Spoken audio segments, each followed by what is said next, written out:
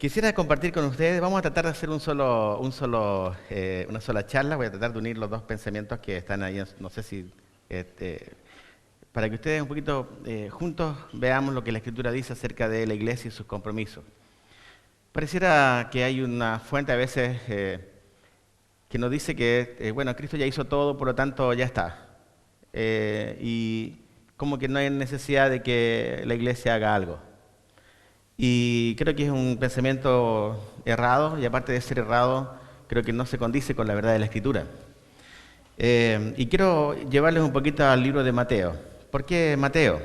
Hace años atrás yo estuve en Uruguay en una conferencia también de otro estilo, y fuimos desafiados a pensar en la iglesia. Yo ya estaba pastoreando, yo fui pastor en Chile por casi 12 años, y ahora estoy en Argentina ya casi 10 años, en la parte más como misionero, entonces conozco un poquito las dos realidades, aunque no sé si deberían ser dos realidades. Creo que para mí un pastor y un misionero es exactamente lo mismo, son distintas funciones, pero que recaen bajo un mismo propósito, que la palabra de Dios sea conocida. Entonces, cuando empecé a ver esto y cuando realmente tomamos Mateo en esa conferencia, fue todo un recorrido especial por la iglesia. Y yo volví a mi iglesia en ese entonces, a Chile, y compartía con los hermanos parte de esto. Y después me llevó más porque empecé a hacer casi de cada versículo un devocional. Y lo escribí, trabajé un tiempo con un grupo, con un ministerio para jóvenes, en movilización misionera. En Chile y también acá en Argentina. Y luego fui parte y director de un centro de capacitación misionera transcultural en Córdoba, Argentina también, y ahora estoy como en el seminario. Entonces siempre la capacitación ha sido importante para mí, porque los jóvenes siempre terminaba algo y te preguntaban, ¿y ahora qué? ¿Cuál es el segundo paso que hay que dar? Y a veces yo quedaba como un poco triste en decir, hay que seguir estudiando la palabra de Dios, pero también la cosa era ¿quién te enseña y quién realmente te da las herramientas bíblicas para desarrollarte? Entonces, creo que esto me llevó a escribir varias cosas devocionales, especialmente que después plasmamos en un libro con otra gente también, para que los jóvenes tuvieran algo un poquito también más de carne. Entonces, les quiero compartir algo de eso, ¿sí? Entre hoy y mañana. Y antes de orar, quiero nomás decirle que cuando uno toma este libro, es un libro muy especial porque tiene un principio y tiene un fin sublime. El principio es mostrar a Cristo desde el principio. Cuando uno se va a Mateo, a capítulo 1, versículo 1, dice literalmente el libro de la genealogía de Jesucristo. O sea, ya en sí arranca sublimemente, en una forma sublime, este libro. Y termina el libro con la gran comisión en Mateo 28, donde el mismo Jesús, que aparece en el versículo 1, dice a su iglesia que vayan por todo el mundo y prediquen el evangelio, ¿cierto? Y que enseñen y que bauticen. Entonces, hay todo un recorrido. Y cuando uno entiende todo esto, le encuentra todo el sentido. Cuando uno lee Mateo, y nos vamos a centrar después en el capítulo 16, vas a encontrar que en los primeros 15 capítulos, Jesús hace muchos milagros. Sana, saca demonios, ciegos ven, un montón de cosas.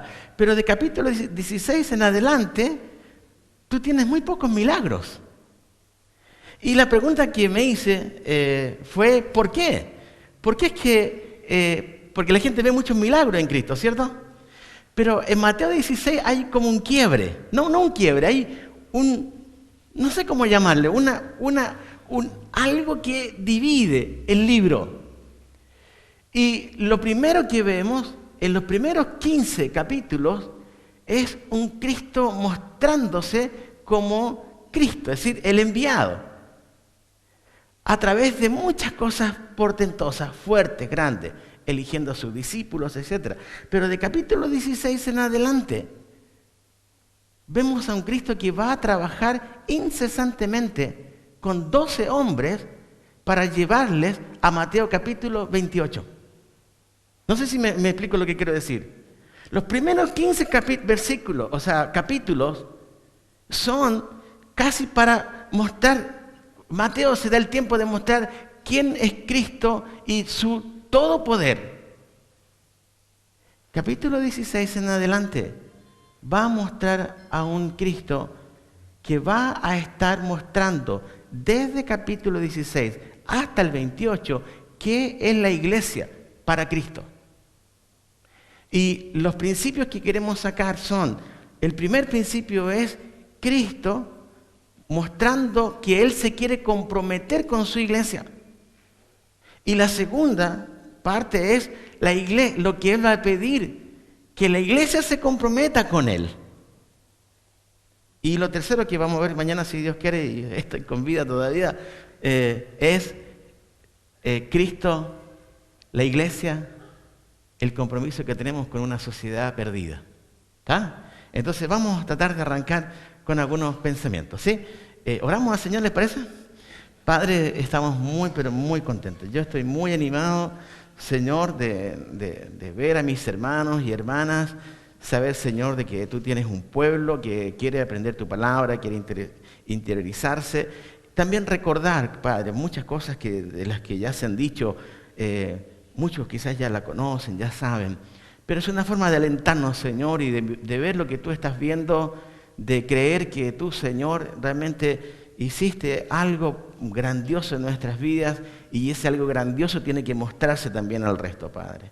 Señor, gracias por la salvación, gracias por todo lo que tú hiciste por nosotros y ayúdanos, Señor, a entender también nuestra parte en todo esto. Te bendigo, Señor, y te exalto y te doy gracias por tu palabra. En el nombre de Jesús, amén. Capítulo 16. Ustedes saben que cuando uno tiene un proyecto, yo no soy muy bueno para las cosas manuales, pero cuando a ti te venden un proyecto o te venden una casa y te quieren vender la casa, lo primero que te muestran es un folleto, ¿cierto? Y en ese folleto aparecen la casa linda, ya terminada, hasta con pasto. Es una cosa, pero quien dice, oye, esta casa me gustaría tenerla, ¿cierto? Y uno va a ¿cómo se llama esta cosa que hace en casa? Bueno, no sé, la empresa que hace casa, ya está, la constructora, no sé qué cosa. Y para todavía meterte más en la cabeza que tenés que comprar esa casa o ese departamento, ellos hacen una maqueta. ¿Maqueta se llama acá también? Hace una maqueta y la maqueta es espectacular. Porque la cosa está grande, tú dices, uy, en ese piso me gustaría vivir a mí, mira, tiene pileta, tiene todo así como realmente espectacular. Y dice, no, ya la quiero comprar, la quiero comprar. Y uno después va y dice, bueno, vaya a la dirección que tenemos y allá va a estar su casa o su edificio o su departamento. Y vos llegás y parece que no es como tan lindo como está porque la pileta no está hecha todavía no están todos los árboles grandes como te muestra la maqueta, porque no han crecido, el pasto ya todavía no está. Y te dice, bueno, pero en el futuro esta cosa tendrá que ser así. Ahora, ¿por qué quiero tocar esto como ilustración? Porque Cristo cuando hace y piensa en su iglesia, la piensa en un presente y en un futuro. En Mateo 16, Cristo les va a mostrar su maqueta. Y vamos a ver en el capítulo 16 algo muy interesante. Como les dije, no hay casi milagros del capítulo 16 en adelante. Hay un par de milagros. Pero el enfoque no estaba ahí, como lo estuvo quizás en los primeros 15 capítulos. Cristo dice en el versículo número 13 que llega a la región de Cesarea de Filipo. Y cuando uno empieza a investigar dónde está Cesarea de Filipo, se da cuenta que no está cerca de Jerusalén. Cesarea de Filipo en el mapa, cuando ustedes toman un mapa, van a encontrar que está arriba. Hay una vueltita así y el mar Mediterráneo y ahí está Jerusalén, está arriba. Jesús se dio el tiempo de llevar a sus discípulos a la región de Cesarea de Filipo para preguntarles algo. Miren lo que dice el texto. Preguntó a sus discípulos diciendo, ¿quién dicen los hombres que es el Hijo del Hombre? Entonces la primera pregunta que uno se hace, pero para preguntar esto, ¿por qué nos tienes que llevar a otra parte? ¿Por qué no me la preguntas en Jerusalén? ¿O dónde estamos? ¿Por qué nos llevas a Cesarea de Filipo? Pero hacernos esta pregunta. ¿Y saben cuál es la respuesta? La respuesta es que en Cesarea de Filipo la mayor cantidad de población no era judía, sino que la mayor cantidad de gente en Cesarea de Filipo eran gentiles, es decir, no judíos. Entonces ahora se nos abre un poquito la mente y el corazón y decimos, ¿por qué Jesús entonces eligió esa zona? ¿Qué es lo que tenía en su mente Jesús? Vamos a seguir leyendo el texto y sacamos un par de ideas más, ¿sí? Ellos dijeron, unos Juan el Bautista, otros Elías, otros Jeremías o alguno de los profetas. Y él les dijo, ¿y vosotros, quién decís que soy yo? Es una pregunta muy interesante esa. Respondiendo Simón Pedro dijo, tú eres el Cristo, el Hijo del Dios viviente. Entonces le respondió Jesús, bienaventurado eres Simón, hijo de Jonás, porque no te lo reveló carne ni sangre, sino mi Padre que está en los cielos. ¿Cierto? Y yo también te digo que tú eres Pedro, y sobre esta roca edificaré mi iglesia, y las puertas del Hades no prevalecerán contra ella. Y a ti te daré las llaves del reino de los cielos, y todo lo que atares en la tierra será atado en los cielos, y todo lo que desatares en la tierra será desatado en los cielos. Jesús se lo lleva a otra parte. Población no judía. Jesús judío, sus discípulos también. Y se lo lleva para hacer una profecía. Porque esto que está aquí de Jesús es una profecía. Es la profecía de la iglesia. Es la primera vez que Jesús abre su corazón y les dice a sus discípulos, yo tengo un proyecto, yo tengo un plan que no se va a desarrollar por mí, se va a desarrollar en mí, pero se va a dar por otra gente. ¿Entienden lo que quiero decir?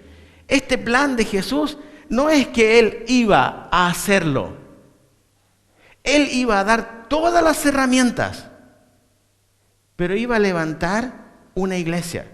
Es decir, iba a levantar un cuerpo que iba a hacer esta tarea. Él se iba a preocupar de un par de cosas. Y cuando Él hace esta profecía, que está aquí en Mateo capítulo 16, Él, antes de hacer la profecía, Él pregunta a su gente, ¿quién dicen los otros que soy? Y luego pregunta a sus discípulos, ahora bien, ustedes me dicen eso, pero yo quiero saber qué es lo que ustedes piensan de mí. ¿Quién soy yo para ustedes? Y saben, hermanos, es interesante que la respuesta que se da aquí no es humana. ¿Se dan cuenta, verdad? La respuesta ante la pregunta de Pedro no es humana. Sale de la boca de Pedro, el humano, pero realmente no era de Pedro la respuesta. Pedro no podía decir, 12, 11 apóstoles, ¿se acuerdan cuando yo dije esto de...? No podía llegar a ese punto, Pedro. Tenía que llegar al punto de reconocer, yo dije algo que no era mío, vino de arriba. Porque Cristo, cuando Pedro dice, Pedro, tú, tú eres el Hijo, tú eres el Cristo, el Hijo del Dios viviente, entonces Jesús le dice, no te lo reveló carne ni sangre, sino mi Padre que está en los cielos. Ahora, esto es interesante porque esta profecía de la iglesia no nace con un tinte humano. Entonces la iglesia no pertenece al hombre. ¿Entienden lo que quiero decir? La iglesia es de Cristo. Por lo tanto, nuestro pastor de los pastores se llama Jesús. ¿Estamos de acuerdo con eso, verdad? Ante eso, Jesús quería que llegara Pedro. Y ustedes saben que este texto es usado malamente, ¿cierto? Cuando dice tú eres la roca y se ha hablado de muchas cosas y no se le ha dado muchas veces la interpretación correcta. Cuando Cristo dice, sobre esta roca edificaré mi iglesia, está hablando de la declaración de Él, ¿cierto? Él, el fundamento. Ahora, volvamos a la ilustración del edificio. Un edificio alto no va a durar mucho tiempo si no tiene, ¿qué cosa? Un fundamento firme y sólido. Entonces, si Pedro respondía, el fundamento iba a ser, ¿qué cosa? Iba a ser débil, porque iba a ser humano. ¿Entienden? Iba a ser humano. Pedro pero dice, bueno, para nosotros tú eres lo mejor. No, no basta con ser lo mejor. Quedamos cortos, ¿cierto? No, tú eres el que sana. Tampoco, muy pobre, no da para eso. No, tú eres el que consuela. No, tampoco. Por eso es que el Padre tiene que poner en el corazón de Pedro que tiene que decir, tú eres el Cristo, el Hijo del Dios viviente. Porque uno puede decir, ¿quién es Cristo? ¿Quién? ¿Saben? Por ejemplo, uno dice, ¿quién es Raúl Oliva? El pastor de GES. Eso diríamos, ¿cierto? ¿Diríamos eso? ¿Cómo es tu nombre, Carola? ¿Cómo es? Carolina. ¿Quién es Carolina? Es la esposa del pastor Oliva. No. ¿Saben lo que estamos? Es equivocada la respuesta. Nosotros estamos diciendo qué rol tienen, no quiénes son. ¿Entienden lo que digo? Entonces, cuando uno dice quién es alguien, ¿quién es Scott? Es un norteamericano que viene acá, que la lucha y que... ¿Saben? Para saber quién es Scott, yo tengo que conocerlo, ¿cierto? Y después puedo decir, ¿sabes, Scott? Realmente tú eres así, así y así. Entonces la respuesta que nosotros damos cuando nos preguntan, ¿quién es? Siempre la respuesta está en base a lo que hace y no en base a la persona en sí. Por eso Jesús pregunta, ¿quién dicen ustedes? ¿Quién soy yo? Y la respuesta tiene que venir de arriba. Cristo es el Hijo de Dios. Por lo tanto, el fundamento es absolutamente seguro. Ante esa seguridad, Cristo dice y habla sobre su iglesia. Primera vez. Y Cristo se compromete con tres cosas absolutamente claras con su iglesia. Y van a encontrar que en cada uno de los verbos que se usa acá, los tres verbos están en futuro. No están en presente en ese momento. Pero ahora esos verbos ya no están en futuro. Esos verbos ahora corresponden al presente. ¿Entienden lo que digo? Para los discípulos fue un pasado, un futuro, perdón. Para nosotros ver la iglesia primitiva es un pasado. Pero para nosotros, la iglesia actual, estos verbos son presentes. Porque la iglesia va a estar presente hasta cuando Cristo lo decida. Por lo tanto, es presente. Ahora, ¿cuáles son estos tres compromisos que Cristo hace con nosotros? Entendemos que nosotros somos la iglesia, ¿verdad? Esto lo tenemos más o menos claro, ¿verdad? Somos la iglesia de Cristo. Somos el cuerpo de Cristo. Cristo es el fundamento y su iglesia el cuerpo. Bien, ahora miren lo que dice el versículo 18. Y yo también te digo que tú eres Pedro, y sobre esta roca, y aparece el primer compromiso de Cristo con su iglesia. ¿Cuál es el primer compromiso que Él hace con su iglesia? El primer compromiso que Cristo hace es: yo voy a edificar mi iglesia.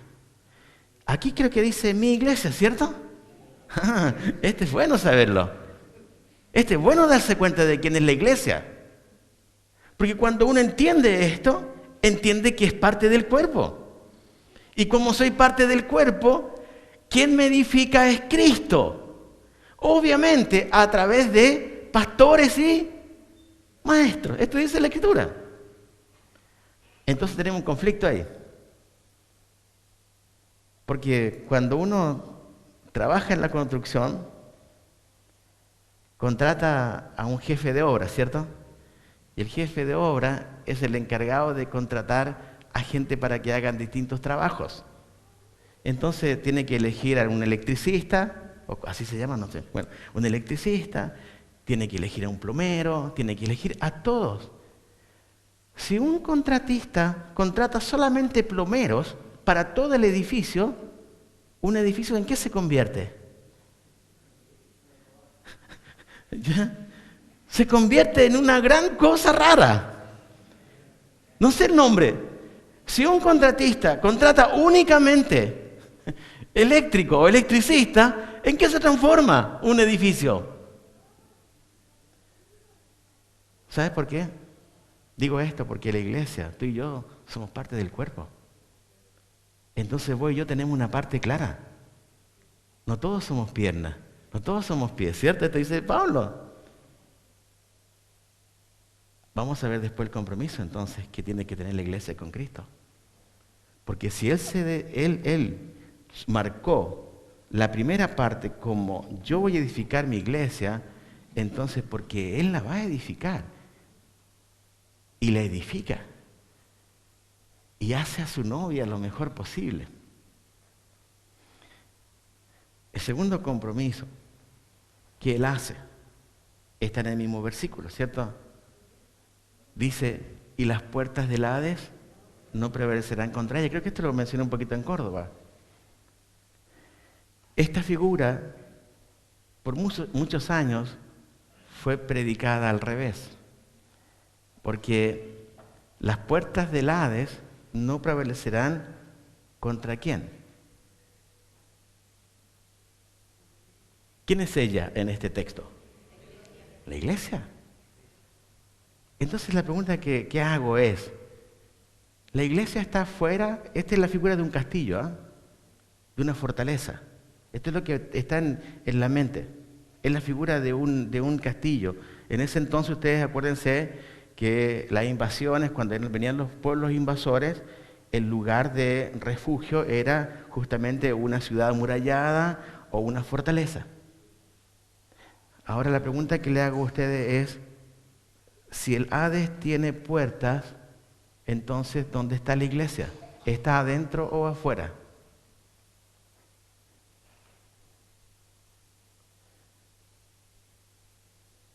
Hola.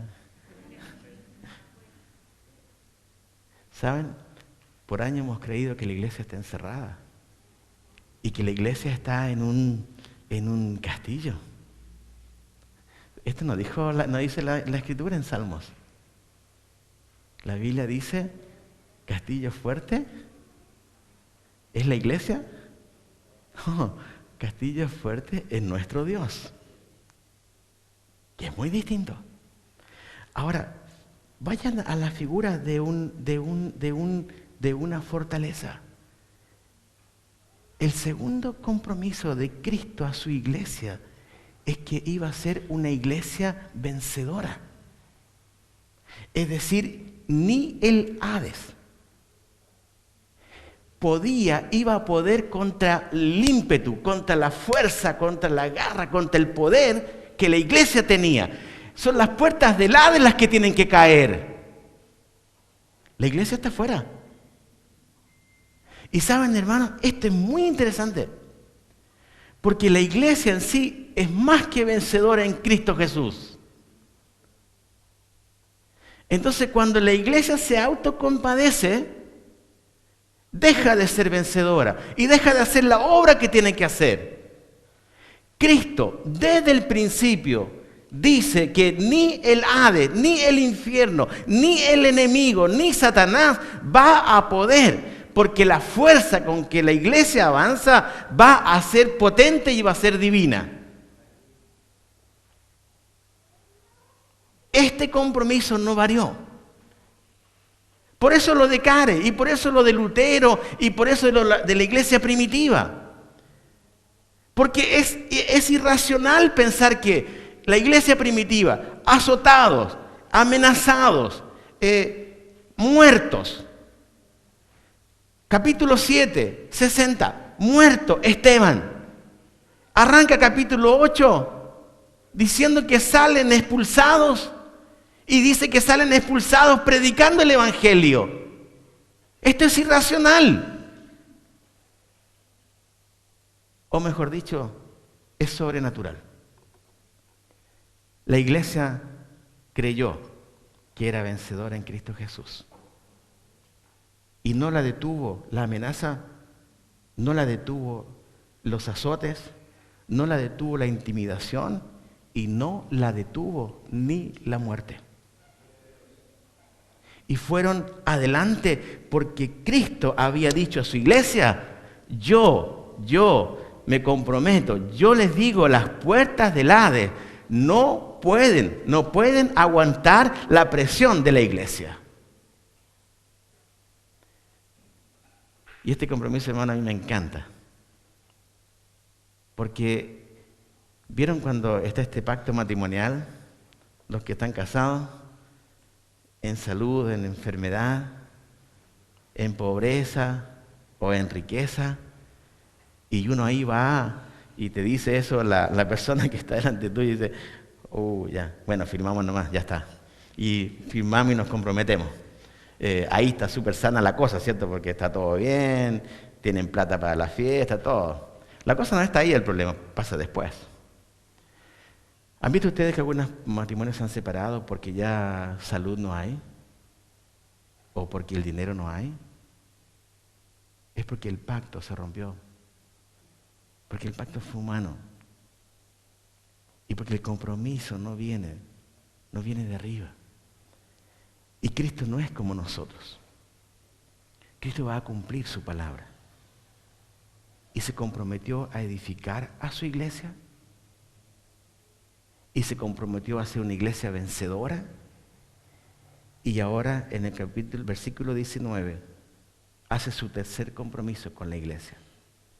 Dice la Escritura, y a ti te daré las llaves del reino de los cielos, y todo lo que atares en la tierra será atado en los cielos, y todo lo que desatares en la tierra será desatado en los cielos. El tercer compromiso de Cristo con su iglesia fue que Él le iba a dar un mensaje a la iglesia para que la iglesia lo pregonara. La iglesia no tiene mensaje propio. Nosotros no tenemos un mensaje propio. No es nuestro mensaje el que predicamos. Lo que nosotros predicamos es lo que Cristo dijo que debíamos predicar. Y Él se compromete con el mensaje. Él nos da el mensaje. Y ese mensaje era decir a la gente que en Cristo está la autoridad del perdón de los pecados. Que en Cristo está todo para que la gente pueda llegar a sus pies. Que en Cristo la gente podía encontrar ese consuelo a su pecado, esa renovación, ese nuevo nacimiento. Cristo iba a ser predicado. Y vemos en los primeros casi en todo el libro de los Hechos, cómo es predicado el nombre de Cristo. Cómo es enseñado el nombre de Cristo. No en base de hombres, sino en base a un solo nombre.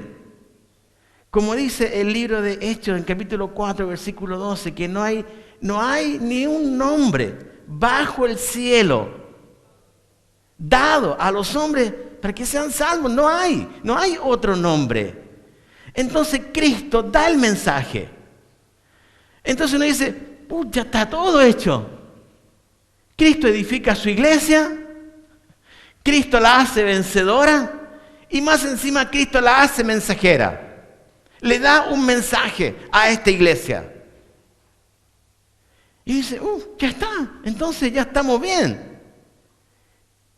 Y uno podría empezar en esto, pero ya les dije, versículos 18 y 19, los verbos estaban en futuro, porque esto todavía no se daba. Esto recién comenzó a darse cuando vino el Espíritu Santo sobre la iglesia, o sobre la gente allá, en el capítulo 2 en Pentecostés, ¿cierto? Ahora nosotros sabemos, hemos recibido el Espíritu Santo. Amén. Estamos morados. Estamos completos. No hay nada que nos falte. Entonces, este futuro de estos verbos edificaré, no prevalecerán, te daré las llaves. La iglesia del primer siglo lo creyó. Por eso llegó a donde llegó. Hasta el año 300 después de Cristo, todo el imperio romano, que incluía continente asiático, europeo y el continente africano, la parte alta, todo ese lugar había recibido el mensaje de la palabra del Señor. No significa que todos llegaron a conocer al Señor, pero la iglesia predicó el mensaje que Cristo les había dicho que tenían que predicar. Sabemos que el hombre no puede perdonar, por eso que el mensaje no puede ser nuestro. Tiene que ser un mensaje más sublime. Sabemos que la gente no puede llegar a Cristo por palabra humana. Por eso Pablo dice que hay que cuidarse de usar mal la palabra. Y Pedro nos dice que hay que tener cuidado de que la palabra no le echemos agua para que no diga lo que tiene que decir. 3 compromisos claros para la iglesia. La iglesia en la Septuaginta, que es una versión que se tradujo, dice que esta palabra viene del término hebreo, kahal, y designa una asamblea o una congregación. Pero la palabra en sí significa llamar fuera de. Llamar fuera de. Entonces la iglesia está llamada, tiene un llamado natural de parte de Dios para hacer su obra. Entonces Cristo en su profecía, en el capítulo 16 de Mateo, dice a sus discípulos, ¿quién soy para ustedes? Soy el Cristo, el Hijo del Dios viviente, dicen ellos. Ese eres tú. Ahora yo quiero hacer una pregunta a ustedes. ¿Estamos de acuerdo con esa declaración de Pedro? ¿De que Cristo es el Hijo del Dios viviente? Si es así, aunque no estemos en desacuerdo, igual la palabra nos va a decir lo mismo. Pero fíjense, Dios, si eres parte de la iglesia, te va a edificar. Dios o Cristo te va a permitir ser vencedor en Él. Y también Cristo te va a dejar ser un mensajero de Él. Ahora uno puede preguntarse, bueno, si esto es tan así, ¿por qué la iglesia actual está donde está? ¿Cierto? ¿Por qué es que todavía la iglesia no alcanza hasta lo último de la tierra? ¿Por qué es que todavía hay miles de pueblos donde el evangelio no ha llegado? ¿Por qué es que hay muchas personas todavía que no saben quién es Cristo en este mundo? Y aunque tenemos tecnología así ya a todo nivel, esto no ha cambiado. Entonces lo que se ha hecho, y cuando hablamos de misiones, pareciera que es algo anexo a la iglesia. Y no, está adentro. Está en el mensaje de la iglesia. El mensaje que Cristo quería que la iglesia pregonara incluye todo. Incluye mi testimonio en la universidad, incluye mi testimonio en el trabajo, incluye mi testimonio en el barrio, en mi familia, y también incluye el hecho de ir a predicar el evangelio hasta lo último de la tierra. Es decir, el mensaje es abarcativo. Una cosa importante que quiero nomás hacer recalcar, ¿por qué Cristo hace esta profecía en ese lugar donde la población mayormente no era judía. Y una de las razones claras es porque Cristo no quería una iglesia etnocéntrica. ¿Qué significa esto? Etnos es la palabra nación. En Mateo capítulo 28, cuando tú lees que dice que hay que ir a todas las naciones, la palabra que se usa es la palabra etne. La palabra etnos, tiene que ver con pueblos, tiene que ver con naciones, tiene que ver con grupos étnicos. En cada vez que el apóstol Pablo, en las cartas, habla de los gentiles, usa la palabra griega ta etne. Es decir, él no está hablando de gentiles así como, sí, los no judíos. No, él está hablando de grupos étnicos. Entonces, cuando uno empieza a entender esto, se da cuenta que el mensaje entonces no puede ser etnocéntrico, no puede ser para un grupo. ¿Entiende lo que quiere decir? No puede ser para los cordobeses solamente el evangelio, para que me entiendan. El evangelio tiene que ser para los cordobeses, para los los de Tucumán, y tiene que ser para los de La Rioja, y tiene que ser para nuestros vecinos y los que están más allá. Porque cuando Pablo hablaba de los judíos y los gentiles, estaba hablando de los judíos y los ta etne, es decir, los grupos étnicos. Y grupos étnicos no es lo mismo que países. Porque en un país tú puedes tener muchos grupos étnicos. En Argentina, si bien es cierto, la nacionalidad es argentina, pero aquí hay varios ta etne, es decir, hay varios grupos étnicos. Tienen los tobas, tienen los wichís y otros más, ustedes, ¿cierto?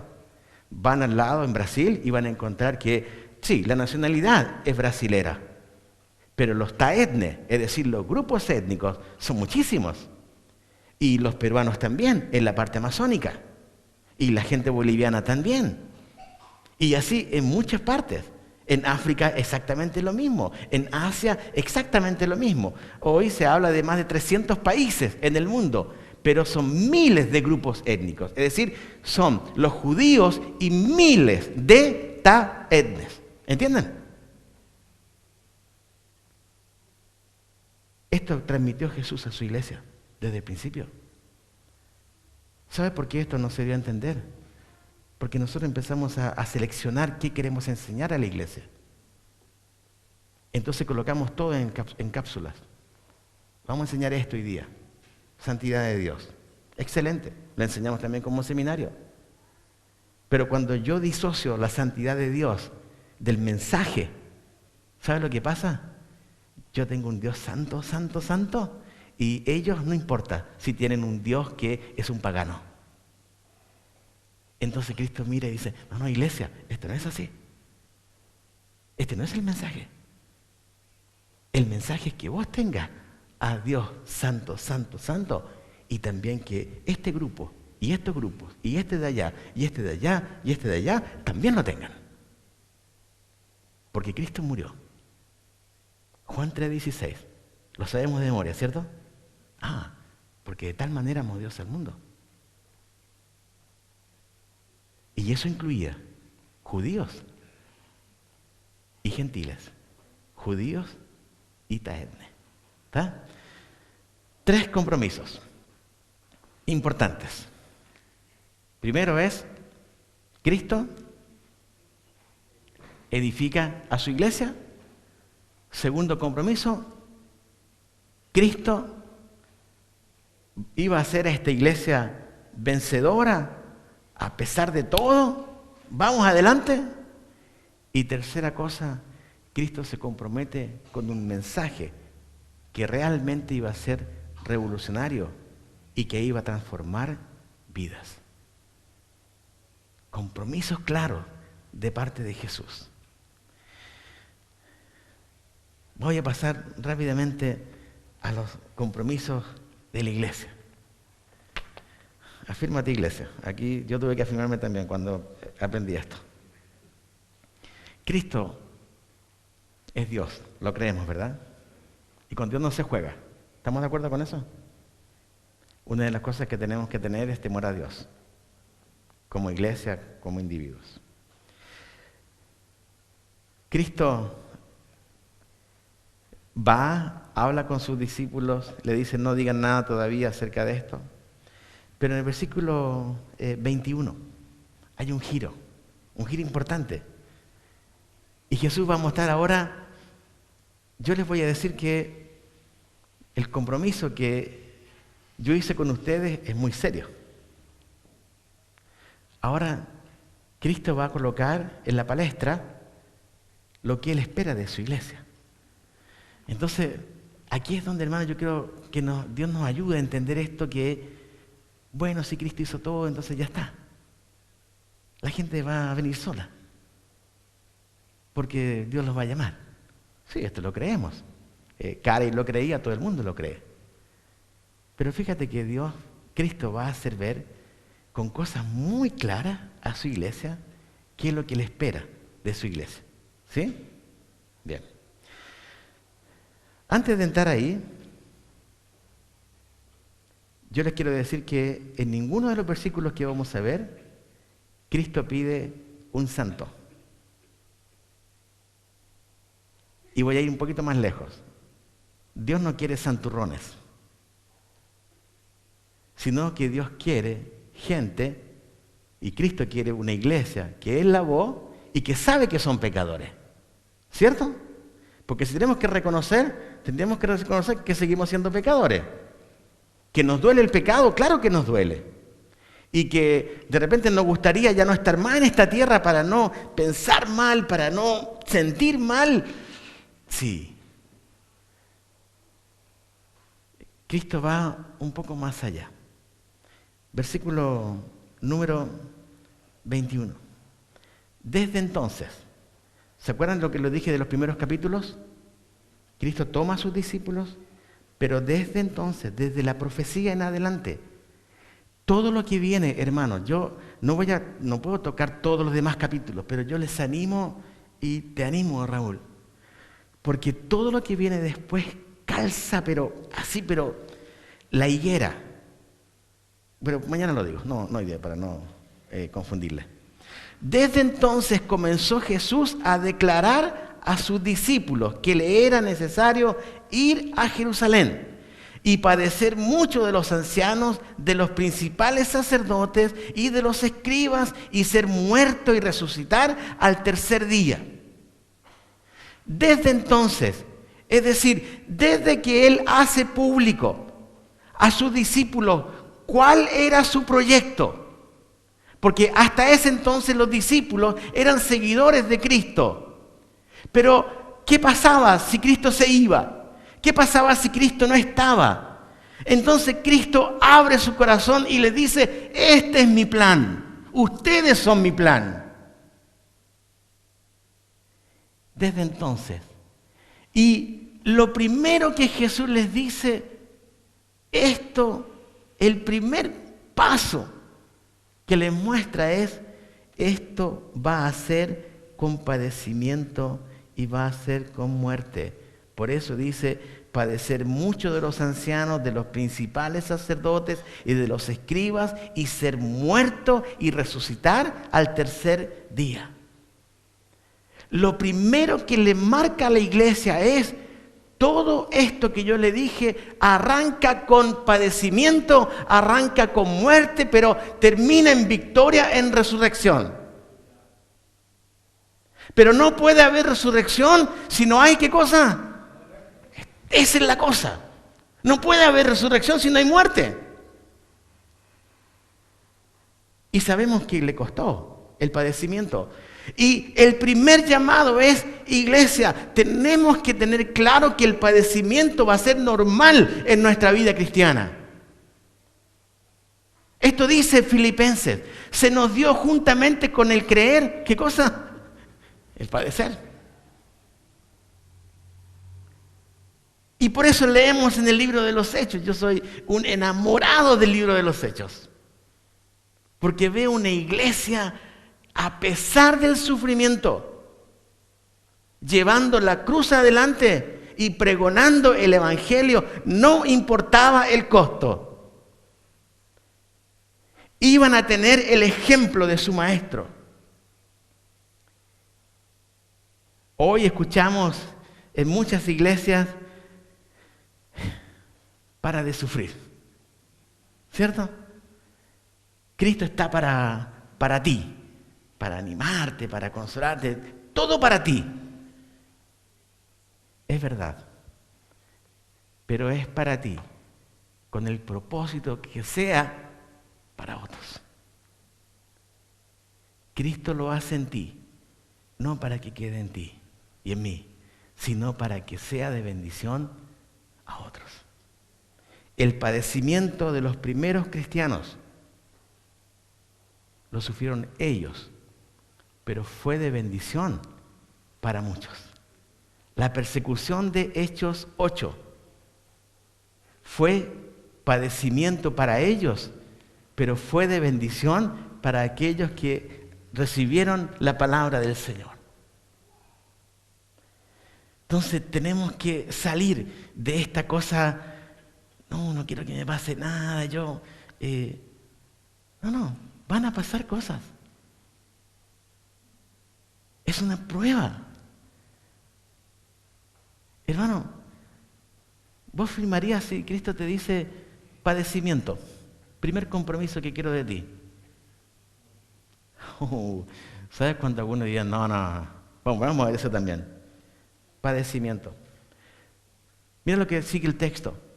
Entonces Pedro, con palabra conocida, tomándolo aparte, comenzó a reconvenirle diciendo, Señor, ten compasión de ti, en ninguna manera esto te acontezca.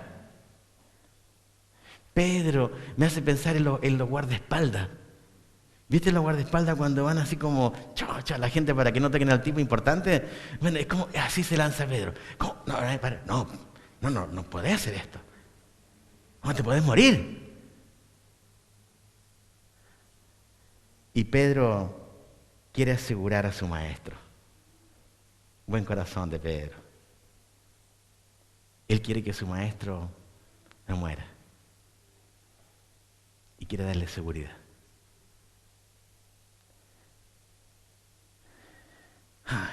¿Saben? Hoy día en el mundo existen más instituciones de seguros que iglesias que predican la verdad. Todo el mundo hoy día está asegurado con algo. Todo necesita ser asegurado. Y el mundo nos enseña eso, que necesitamos seguro para todo. Ahora sí hay que tener seguro, por ejemplo, yo tengo un auto y tengo que ponerle seguro, si no sería dañino para otros. Pero ¿saben por qué yo tengo seguro en mi auto? No por mí. Bueno, yo tengo un Falcon, así que no importa. Pocos se me acercan al Falcon. Poco. ¿Sabe por qué tengo seguro en el Falcon? No es por mí. No es por mí. ¿Sabes cuánta gente anda sin seguro con los Falcon en Argentina? Miles o cientos. Porque es un auto antiguo, ¿cierto? ¿Sabes por qué lo contraté el seguro? No por mí. Es por si algún momento yo quizás puedo hacer algún daño y que haya algo que respalde a la persona a la cual puede ser dañada. ¿Entienden? Entonces la cosa es preguntarte esto de la seguridad. Y Pedro quiso asegurar a su maestro. Lo quiso asegurar. Imagínate, Pedro, vos fuiste el mismo que dijiste, tú eres el Cristo, el Hijo del Dios viviente, ¿sí o no? Ahora él quiere proteger a su maestro. Y es interesante que Cristo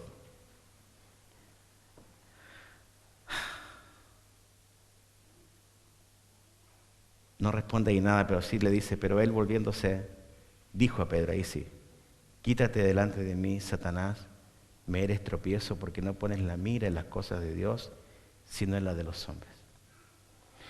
Estos versículos a veces han sido descolgados de Mateo 16, de la profecía de la iglesia. Entonces se ven como sueltos.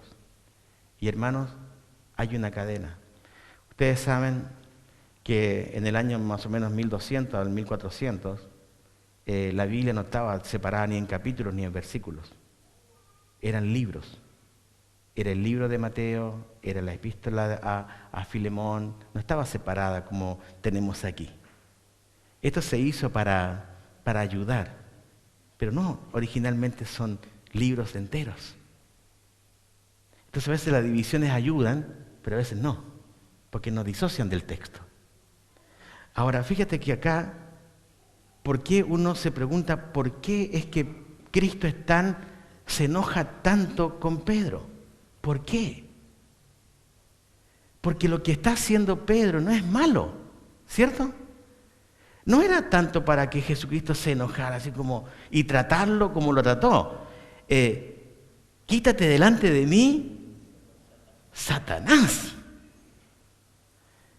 Y yo dice, aquí el Señor se puso serio con Pedro. Ahora, ¿sabes por qué se puso serio Jesús? Porque Jesús había hecho una profecía. Y en esa profecía Él había dicho que su iglesia, Él la edificaba, Él la haría vencedora y Él le tenía un mensaje a la iglesia. Y si Él no moría, entonces su proyecto moría. ¿Y saben cuánta gente cristiana no ha logrado unir esta profecía con la vida? Y en esto podemos hablar del tropiezo. ¿Cuánta gente cristiana ha tropezado? Y sabemos que el mayor tropiezo ha estado en la mala enseñanza, ¿cierto? En una enseñanza no bíblica. Pero a la vez también se cayó en el legalismo. Y hemos caído en una cosa media rara. Y la iglesia, que debía ser el motor para llevar a cabo el plan de Cristo, se empieza a enredar y a tropezar. Una, no quiere el padecimiento, punto 1.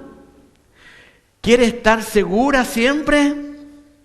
Y más encima, cuando alguien quiere hacer algo, no falta el que le ponga, como hay un dicho que me encanta que en Argentina, le gusta poner palo en la rueda. Y en vez de que la cosa avanza, se detiene.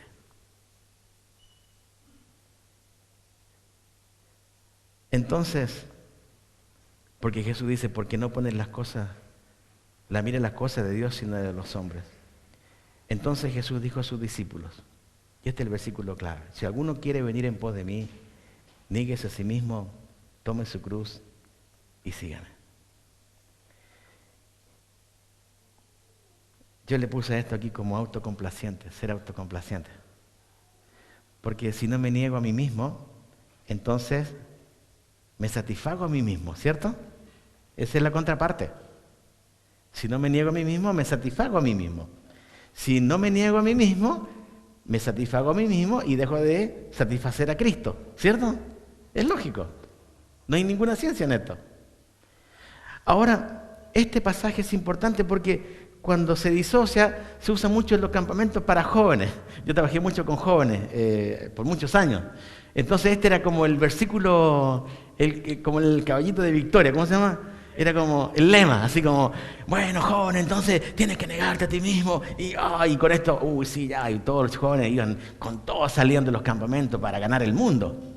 Y después pasaba un tiempito y algunos se desinflaban y todo el mundo, todo lo demás. Pero este pasaje lo quiero tratar después. Porque lo que solamente quiero tratar en este punto es el tema de la autocomplacencia. Porque cuando la iglesia se empieza a autocomplacer, deja de complacer a Cristo. Y cuando dejamos de complacer a Cristo, entonces el edificio no crece. Aunque el fundamento sigue, ¿cierto? Aunque el fundamento sigue, está ahí, es perfecto. Pero no se puede, no avanza. Y llegamos al primer piso y al segundo y ahí estamos, pero tenemos una construcción de 15 pisos y estamos por años en el primero y la remamos y le echamos la culpa a esto y a esto. Y saben, no es culpa ni de esto, es mi autocomplacencia. Sigue hablando Jesús. Porque todo el que quiere salvar su vida la perderá y todo el que la pierda su vida por causa de mí, la hallará. Porque ¿qué aprovechará el hombre si ganare todo el mundo y perdiere su alma? ¿O qué recompensa dará el hombre por su alma? Y saben, es triste ver una iglesia indiferente con esto. Porque sabemos que nadie puede comprar el alma, ¿cierto? Lo sabemos. Sabemos que nadie puede invertir en su alma. Pero sabe, la iglesia muchas veces camina en indiferencia. Y es lógico, si se autocomplace, entonces ¿qué me importan los perdidos? ¿Entienden? Si no me importan los cordobeses, menos me va a importar el hombre de África o la mujer de África. Si no me interesa mi familia que llegue a Cristo, entonces ¿qué me interesa a mí los asiáticos? La indiferencia mata a la iglesia. Porque cuando Cristo mostró su amor y mostró la profecía de su iglesia, le dijo, eres vencedora, avanza. Pero la iglesia empezó a autocomplacerse. No es tiempo de esto, de orar, no, ya no. Y hemos dejado prácticas básicas. Orar, una práctica básica, la hemos dejado porque no tenemos tiempo. Y saben, hermanos, creo que es una parte donde el corazón de Dios y de Cristo creo que se conmueve. Porque Él dice, para eso morí, por ellos morí. Entonces la iglesia redimida, en vez de ser indiferente, debería ser una iglesia que se le mueven todas las entrañas por el perdido. Y caminar de acuerdo al corazón del Señor. Sigue el texto y dice, porque el Hijo del Hombre vendrá en la gloria de su Padre con sus ángeles, y entonces pagará a cada uno conforme a sus obras. Y aquí, en este pasaje, junto con la indiferencia está el relajo. La iglesia se relaja.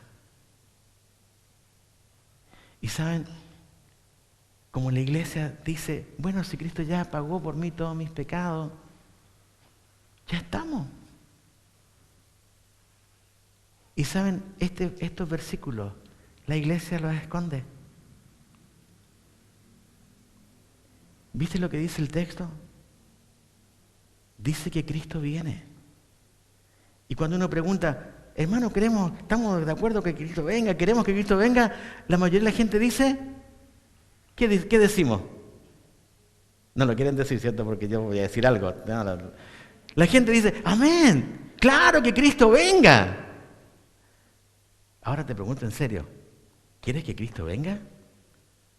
¿Quieres leer de nuevo el versículo? Léelo con tu nombre. Mira lo que dice. El texto dice así, porque el Hijo del Hombre vendrá en la gloria de su Padre con sus ángeles.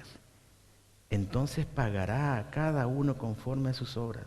Entonces pagará a Juan conforme a sus obras. Juan, ¿quieres que Cristo venga?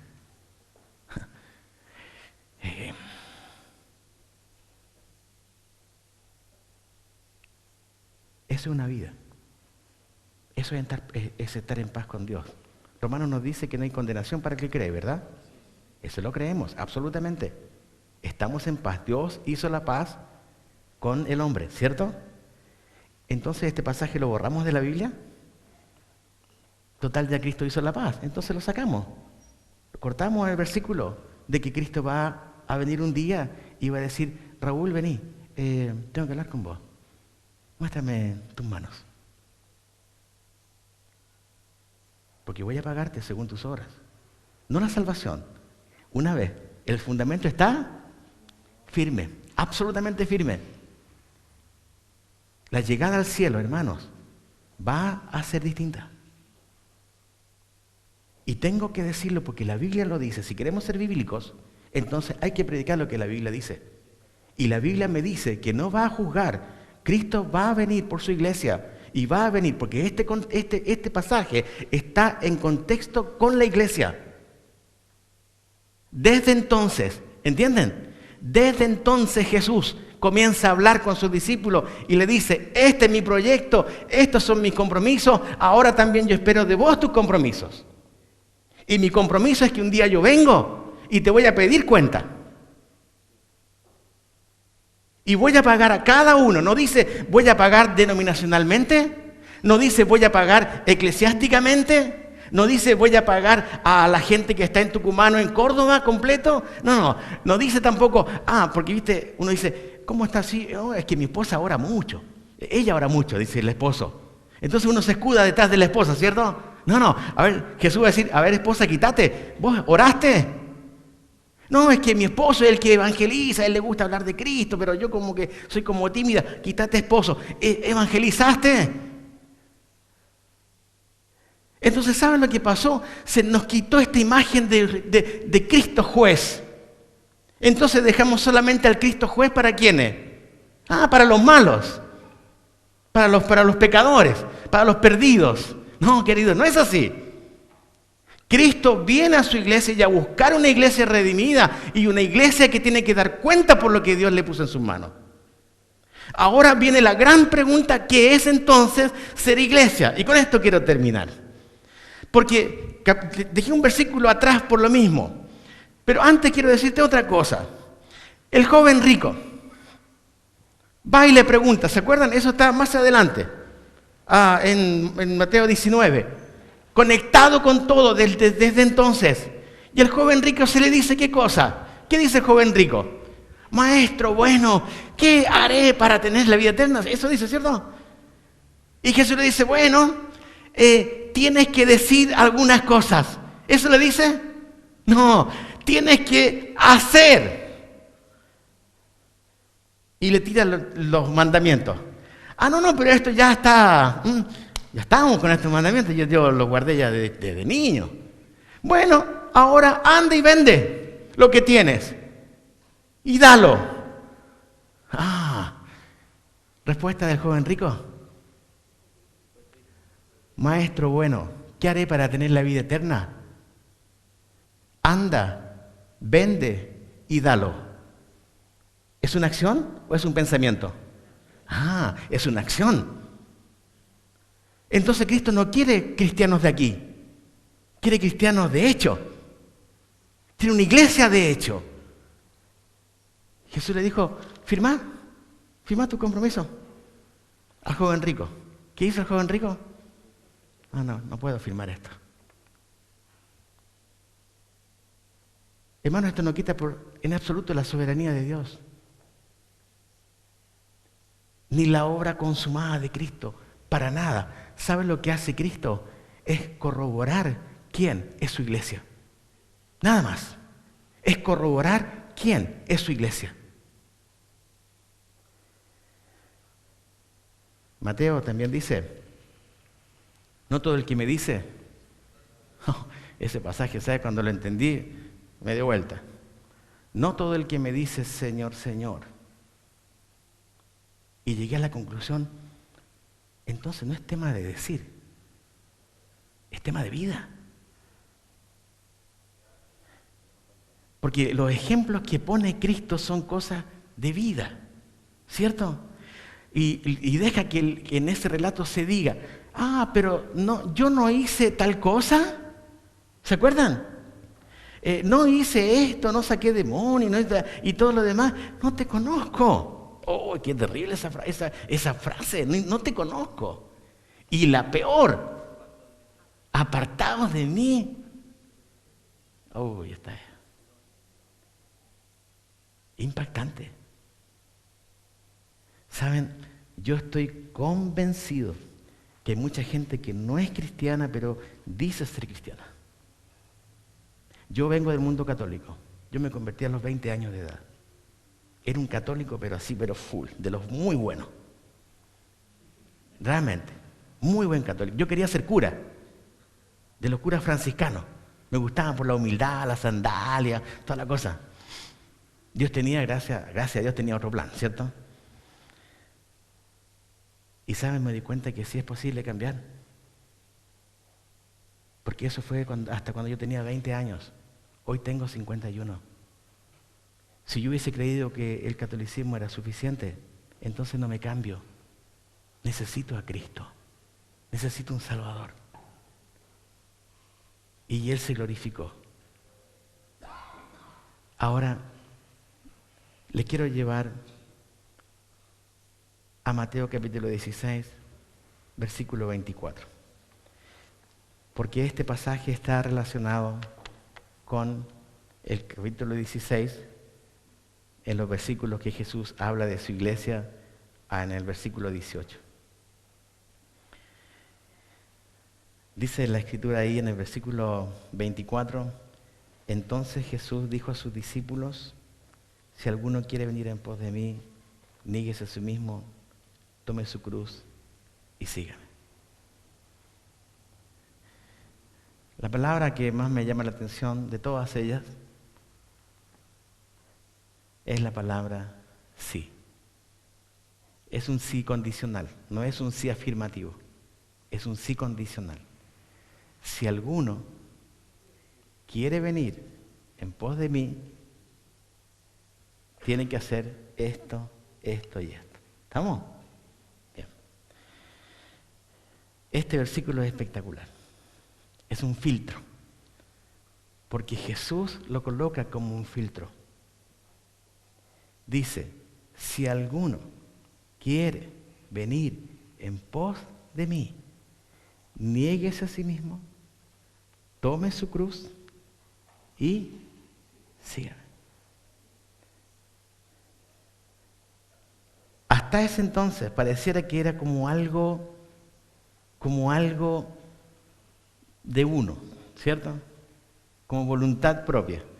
Y ahí me encanta Dios porque te hace creer que como que uno hace las cosas, pero al final Él las hace. Pero te deja así como, no sé, como para darte ánimo, yo creo. Si alguno quiere venir en pos de mí. Y Jesús pone a sus discípulos en la encrucijada. De los 12 discípulos que fueron en pos de Jesús, solamente uno no llegó al final de la carrera. Los 11 llegaron. Usted puede decir, bueno, es que él fue llamado, ya estaba escogido y todo lo demás, que ya sabemos. Sí, yo lo creo. Pero esto no quitó la vida de los discípulos que uno lee en la Escritura. ¿Cómo es que llegó Pedro al final de su vida? ¿Sabes cómo llegó? Creyendo. Llegó creyendo. ¿Cómo llegó Pablo al final de su vida? Creyendo. No porque perdía la salvación, es porque la tenía. Y el creer se le transformó en algo diario. Era creer, todos los días creo en Cristo. Ya el fundamento siempre estuvo sólido. Pero Cristo está ahí. Si alguno quiere venir en pos de mí, pregunta a Jesús, a su iglesia o a su gente, ¿quieres venir en pos de mí? Entonces, firma. Me niego. Tomo la cruz diariamente y te sigo, Jesús. ¿Sabes lo que es ser iglesia? ¿Sabes lo que es creer en Jesús? Es más que decir recibí a Jesús. Es decir, recibí a Jesús y es vivir una vida con Jesús. Él se comprometió con su iglesia. Él espera un compromiso con su iglesia. Hechos 1:8. Dice, pero recibiréis poder cuando haya venido sobre vosotros el Espíritu Santo y me seréis testigos en Jerusalén, en toda Judea, en Samaria y hasta lo último de la tierra. ¿Sabes lo que dice el texto, que es interesante? Ya Jesús no le dice a sus discípulos, si ustedes quieren ser mis testigos, no, el texto dice literalmente, y me seréis testigos. ¿Por qué? ¿Por qué el cambio? Porque el verdadero discípulo el verdadero creyente, al entender qué es lo que Cristo hizo y se comprometió con él, con ella, con su iglesia, entonces la iglesia se transforma directamente en un testigo.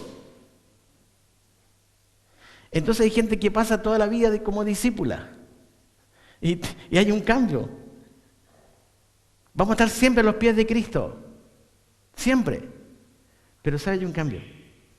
El verdadero cristiano, la verdadera iglesia, se transforma naturalmente en testigo. Naturalmente. Porque el verdadero testigo viene de haber sido un verdadero discípulo.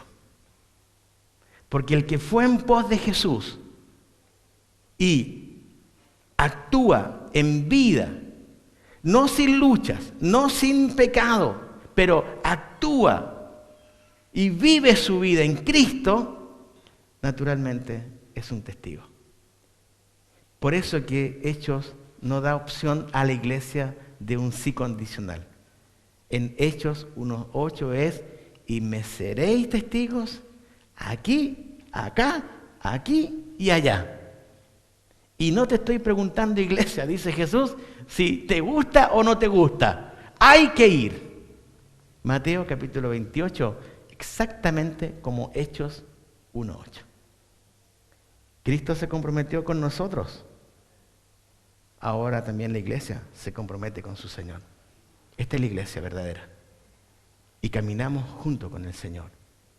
¿Tenemos salvación? ¿Hemos sido redimidos? Naturalmente quiero ir en pos de Jesús. Nadie me tiene que obligar a ir en pos de Jesús. ¿Entienden lo que quiero decir? Si realmente hemos entendido el plan de Dios, nadie me tiene que obligar a cargar la cruz. Nadie me tiene que obligar a seguir a Cristo. Esto es natural que lo haga. Por eso, hermano, es importante la Escritura. Porque sin ella no podríamos avanzar y conocer a Dios. Mientras más conocemos a Cristo, es porque más hemos conocido de la Escritura. Y esta Escritura es simple y es preciosa. Y cuando hablamos de seminario y cosas así, parece como muy rebuscado. Tenemos que volver a esta simpleza de la Escritura. Y esta simpleza te hace respirar realmente la libertad que tenemos en Cristo Jesús. Amén. Oramos al Señor. Padre, gracias por tu palabra. Gracias por lo que hiciste por nosotros. Maravillosa cruz. También maravillosa tumba, vacía. Señor, es verdad, esperamos tu regreso. Y Señor, ayúdanos para que cuando tú vengas a buscarnos, Señor, nos recibas con una sonrisa y no nos recibas con tristeza. Señor, tú nos diste dones y talentos. Señor, haznos gastarnos en esta vida para ti. Señor, que nuestra vida, Señor, se funda en ti. Que este mundo entero conozca quién eres tú. Señor, que en Tucumán tú provoques, Señor, algo hermoso, grande, prodigioso, no para gloria humana, sino para tu gloria y para tu honra. Señor, usa las vidas, el testimonio vivo de los cristianos, Señor, donde estén en los comercios, universidades, colegios, en las casas, en los barrios, Señor, que se vea la diferencia y que la gente, Señor, pueda entender y conocer quién eres tú. Señor, gracias por hacernos vencedores. Señor, danos, Señor, el coraje para vencer, aún en la lucha, aún en el dolor, aún en las lágrimas, Señor. Y Señor, ayúdanos a ser mensajeros tuyos. Señor, quita la vergüenza, quita el temor. Como oraba la iglesia primitiva, danos de nuevo para que tu iglesia avance cada día, Señor. Fortalece a mis hermanos. Y, Señor, ayúdales para que realmente, Señor, cada día sea ir en pos de ti. Señor, siguiéndote a ti. Y gracias porque nunca nos harás pasar por algo que tú nunca pasaste antes que nosotros. Señor, tú diste todo por nosotros. Ayúdanos a dar nuestro todo por ti. Te glorificamos y te exaltamos. Te doy gracias por tu palabra, Señor. Levanta una generación realmente, Padre, con un corazón por tu palabra y con un testimonio fuerte y vivo para que tu nombre sea conocido, Señor, en Tucumán y en Córdoba y hasta lo último de la tierra. Y cuando tú vengas, Señor, tu iglesia esté pero preparadísima para recibir al Rey de Reyes. Gracias por todo en Jesús. Amén.